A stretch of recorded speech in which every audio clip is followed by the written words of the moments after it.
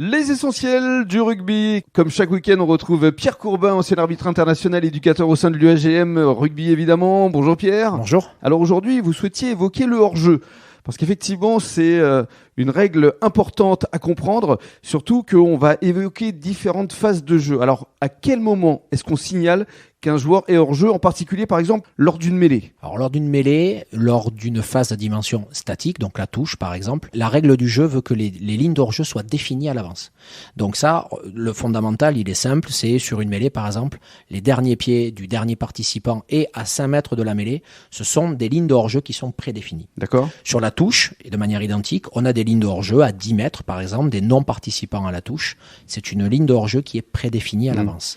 Et par rapport aux 10 mètres, le renvoi aux 10 mètres, là aussi, il y a une règle qui s'impose. Sur les coups d'envoi et les coups de pied de renvoi, pour remettre le ballon en jeu, on va demander à l'équipe du botteur de se situer derrière le ballon. Et il arrive à certains moments que l'équipe du botteur peut partir devant. Et là, ils seront également hors jeu. Ils seront sanctionnés. Ils seront sanctionnés.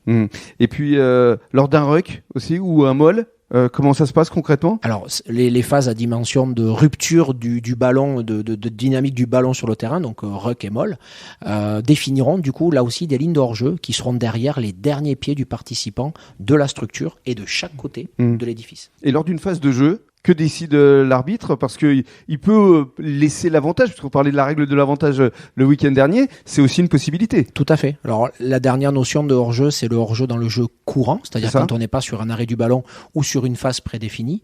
Et là, effectivement, dès qu'on va se trouver devant le ballon, on sera en situation de hors-jeu. Et comme on disait, on parlait de l'avantage.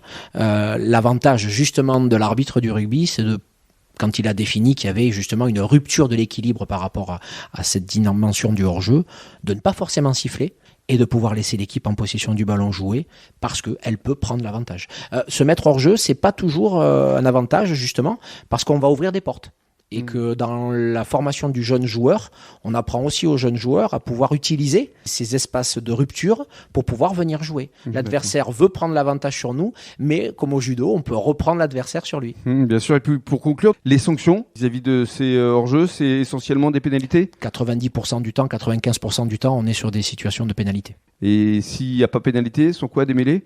Alors il peut y avoir des situations de mêlée, il peut y avoir aussi des situations, comme on disait, qui font appel à l'avantage, mais on ne siffle pas l'ensemble des hors-jeux d'une rencontre. Sinon on aurait 50 à 60 coups de sifflet dans un match, mais on reparlera de la gestion de match. Absolument, ce sera justement le week-end prochain. Merci beaucoup Pierre. Merci. Bon week-end à tous.